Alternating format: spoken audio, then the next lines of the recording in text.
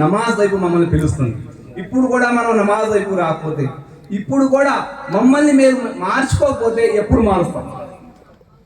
అల్హమ్దులిల్లాహ్ అజ్జ వజల్ ఈ దావత్ ఇస్లామీ అల్లాహ్ తబారక వ తఆలా దయ అన్నమాట మా మీద. ప్రవక్తలు ఇప్పుడు ఎవరు రారు, అంతిమ ప్రవక్త వచ్చేసింది, అంతిమ దైవ గ్రంథం వచ్చేసింది. ఇప్పుడు ఏ పుస్తకం రాదు, ఏ ప్రవక్త రాదు. కాబట్టి అల్లాహ్ సుబ్హానహు వ తఆలా మా కోసం ఈ అరేంజ్మెంట్ చేపిస్తున్నాం. ఇప్పుడు కూడా మనం మారలేదనుకోండి, బాధపడేది, ఏడ్చేది, కన్నీరు మున్నీరు అయ్యేది మేమే. ప్రియ ప్రవక్త సల్లల్లాహు అలైహి వసల్లం వారు ఏ రకంగా చెప్తున్నారు అక్కడ? ఎవరైతే గంజాయి తాగుతారో, ఎవరైతే డ్రగ్స్ చేస్తారో, ఎవరైతే మత్తు పానీయాలు వాడతారో, ఎవరైతే మందు తాగుతారో 1400 సంవత్సరాల కింద చెప్తున్నారు. 1400 సంవత్సరాల కింద ఏమని రండి ఒక హదీస్ విందాం. ఆ హదీస్ మూలాన ఇన్షా అల్లాహ్ అజ్జ వజల్ మనలో ఒకవేళ ఈ చెడు పనులు ఉంటే ఇన్షా అల్లాహ్ మనం లెగిసే ముందు తోబా చేసిన తర్వాత లెగవాలి ఇన్షా అల్లాహ్.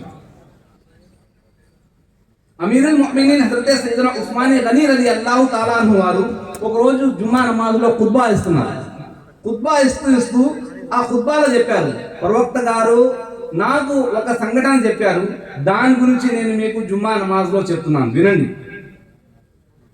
ఏం చెప్పారు ప్రవక్త గారు? మీరు చెడు పనుల తల్లి నుండి దూరంగా ఉండన్నారు. అల్లాహ్, చెడు పనుల తల్లి అంటే ఏంటి అని అడిగారు. రండి నేను ఒక స్టోరీ చెప్తాను, మీకు ఒక కథ చెప్తాను, దాని మూలాన మిమ్మల్ని మీరు మార్చుకోవడానికి ప్రయత్నించండి. ఎందుకంటే మీకన్నా ముందు ఒక వ్యక్తి ఉండేవాడు. 1400 సంవత్సరాల కింద ఆయన చెప్తున్నారు, దానికన్నా ముందు అన్నమాట ఒక వ్యక్తి ఉండేవాడు. ఎలా ఉండేవాడు? మనుషుల నుండి దూరంగా ఉండేవాడు, అల్లాహ్ యొక్క ప్రార్థనలో ఉండేవాడు. ఒక ఆడది ఆమె వైపు, అతని వైపు మొగ్గు చూపింది అన్నమాట. ఆమె ఎలాగో అలా చేసి అతని ఇంటికి రప్పించింది. పని మనిషిని పిలిపించి ఒక సాక్ష్యం చెప్పాలి, ఆ సాక్ష్యం కోసం మీరు రావాలని చెప్పి పిలిపించుకొచ్చింది. రావడానికైతే వచ్చేసారు. వచ్చిన తర్వాత ఏ రూమ్ లోకి అయితే వెళ్తున్నారో ఆ గదిలో, ఆ రూమ్ లో వెనకాల నుండి తలుపేసడం మొదలైంది. తలుపు వేయడం మొదలైంది. లోపలికి వెళ్ళిన తర్వాత ఏం చూస్తున్నారు? ఒక అందమైన అమ్మాయి కళ్ళ ముందు ఆగి ఉంది. చూడంగానే ఒకేసారి కళ్ళు దించుకున్నారు. కళ్ళు దించుకుంటే అప్పుడు చెప్పింది, నేను మీకోసం ఎటువంటి సాక్ష్యం కోసం పిలవలేదు, మీరు నాతో చెడు పని చేయాలి. అల్లాహు, మీరు నాతో వ్యభిచారం చేయాలి. ఈ చెడు పని చేస్తేనే మీరు బయటకు వెళ్ళగలరు.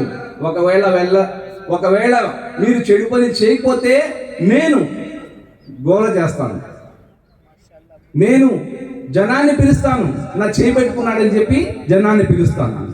నేను ఈ పని చేయను, మొక్కుకుంటాడు. మొక్కుకున్న తర్వాత కూడా ఆయన వదలదు.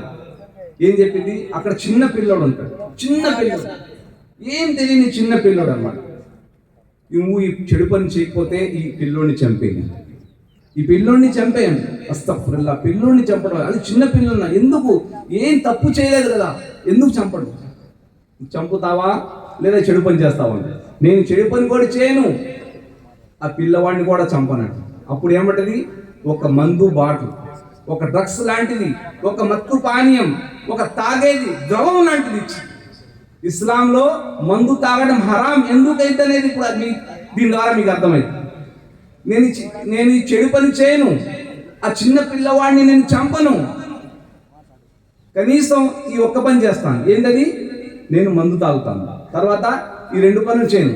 ఏదో ఒకటి ఆప్షన్ ఇచ్చింది. చెడు పని చేస్తావా, పిల్లోడిని చంపుతావా, మందు తాగుతావా? అస్తగ్ఫిరుల్లాహ్, చెడు పని చేయను, చిన్న పిల్లోడిని చంపను.